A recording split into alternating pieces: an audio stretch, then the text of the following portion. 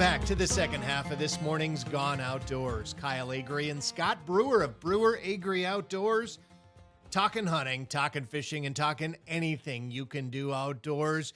Except today, it is the firearms season opener. Yesterday in North Dakota, today in Minnesota. So we are talking deer hunting here on Kello News Talk and KWSN in Sioux Falls and the mighty 790 KFGO Fargo. And because of the occasion being deer hunting firearms season opener, we have a special guest, Mr. John Arman, Ultimate Outdoor Adventures TV, giving us a report from Western North Dakota. John, welcome back to Gone Outdoors. Well, thank you, guys. Thanks again for having me. It's always good to get a report from somebody who's out there firsthand in the field, in the woods, in the places that the deer are. And it's an exciting weekend. How have things been this fall, John? Let's just start there. Leading into the season, I know it's been an exceptionally warm fall up until, more recently. How have things been coming into the season this fall? Well, as far as I would say the habitat, rainfall for us here, our place is southwest of Bismarck, about 45, 50 miles. We have had more rain than we have ever had.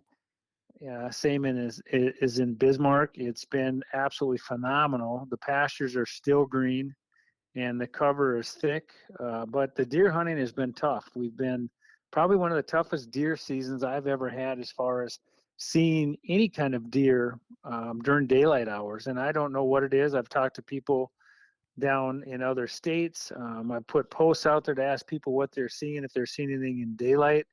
And I would say since the first 2 weeks of September, I've barely seen a buck on camera or through the glass during daylight time. So I don't know what's going on, and I sure hope it changes here in the next few days. Quick question. It's kind of a two-parter. So I'm assuming you're seeing bucks on cameras, just not during the day. And do you think that this weather, this warm fall that we're having has anything to do with it? Everybody says that the rut is based on the time of day and daylight and all that. But do you think the weather temperatures played a part in that?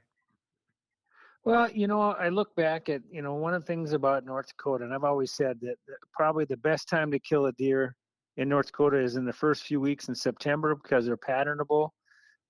We start early and we have them still in velvet, and then late season when it's really, really cold. And I think in North Dakota, we're always kind of the same. If you looked at our average temperatures, it seems like September, October, we can be 70 degrees, 80 degrees, and we can be 0 degrees. And I don't think it changes a lot. I think our deer kind of just roll with the punches. And I don't know what it is this year that has made things different. I don't think our fall has been that much warmer than we have had in the past. I think it just kind of ebbs and flows. So I'm not sure what's causing it. John, one of the topics we were just talking about off air was EHD and some of the effects that has on the herd regionally. What are you seeing out there in Western North Dakota in terms of those effects? Well, I know that there's been a friend of mine, actually, Jason Zins from out in your country, is from down by us, and he sent me a couple pictures, which made me a little bit nervous, of deer that look like they died from EHD, which is absolutely dumbfounded to me because we have had 30 inches of rain this year. So I don't know what's going on. I know some areas were a little bit drier, and they had an outbreak of EHD because the Game and Fish is offered people to get their money back on some of these tags. But 5 years ago when we got EHD, it was absolutely devastating. I would say we lost 80% or more of the deer along the Missouri River in the Bismarck area, and probably within 20 miles, 30 miles north and south, and we're still not seeing a very fast rebound. And and along with that winter that you guys had out east and we had west a few years ago, our deer population is taking it in the shorts, and it's going to be tough for a while. Hey, John, you mentioned the amount of rain you have, and you're a little bit confused about the EHD. A lot of our listeners might not know the correlation there. You want to go through that real quick? Well, in EHD, so there's two things. We probably hear more about CWD because it's kind of on, I'm not going to say on the political agenda, and CWD is chronic wasting disease, which I have yet to see a deer die from.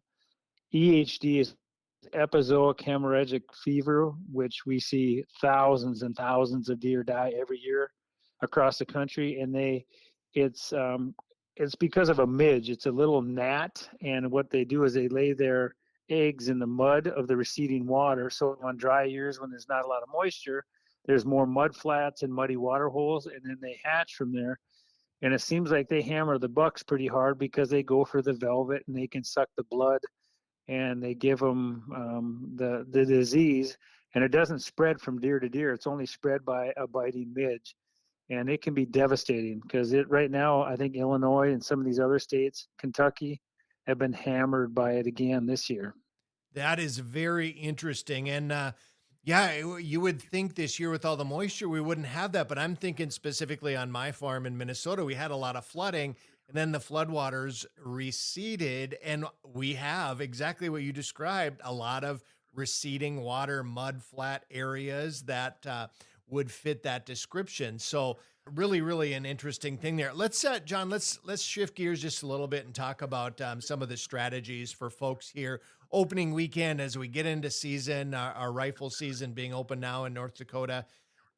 What are some of the strategies you're seeing folks implement out there in Western North Dakota? Is it a stalk and hunt? Is it posting up? Is it walking? What are folks doing? Well, the days of pushing deer, and I know they still do it in Minnesota and some of the areas with shotgun seasons where they have a lot of wooded areas. But here in Western North Dakota, what we do, we basically rifle hunt like we bow hunt, and we just can do it from long range. We sit on vantage points, and we use a lot of glass. We're behind glass all day long, and you're looking for your target buck or a buck that moves in, and then you make your move and spot and stalk. And I still feel that's the best way to kill a big deer is by just putting your glass on them first, because they move, they're smart, and if you're on that vantage point and you can see a long ways away, then you can kind of make a game plan up and go after them, and that's what's fun. We call it spot and spook sometimes because a lot of times you're not successful, but with a rifle, you can reach out and touch them nowadays, and you have a better chance at getting one of those animals if you're just a little bit patient and not bumping things around. So for our listeners, John, how long is the firearms season in North Dakota? How much time do our hunters have to capitalize on their tag? I want to say it's 16 and a half days. That's what it's always been. We open up Friday afternoon. I've never understood that, but we open up at noon, and then we go basically 3 weekends, and it ends up being 16 and a half days, which is it's during the rut, and I know some people have pluses and minuses on that, but it's always been a good family weekend, family 3 weekends, and it's a big part of the North Dakota heritage. We've talked a lot about tradition so far on the show this morning, John. You are exactly right. A lot of family, a lot of friend traditions there with the firearms season. For our listeners, if they have a chance to follow along with you, John, Ultimate Outdoor Adventure TV, where can they do that?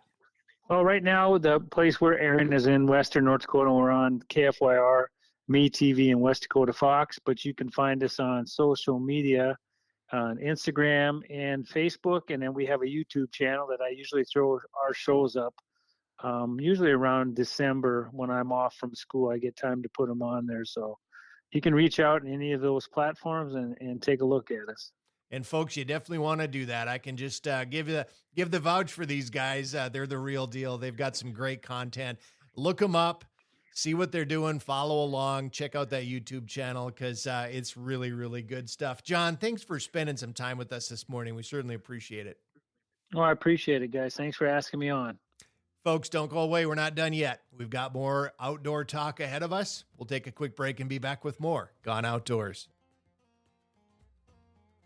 Looking for somewhere to get all your fishing information in one place? onX Fish Midwest has something for you. Search for new fishing areas with filtering features such as species, abundance, trophy potential, lake survey info, regulations, and area insights are just a click away. Getting to your target lake has never been easier with access points and public land ownership clearly marked on onX Fish. Mark and customize waypoints and weather for your exact location. Use code BA Outdoors to get 20% off onX Fish Midwest at onxmaps.com.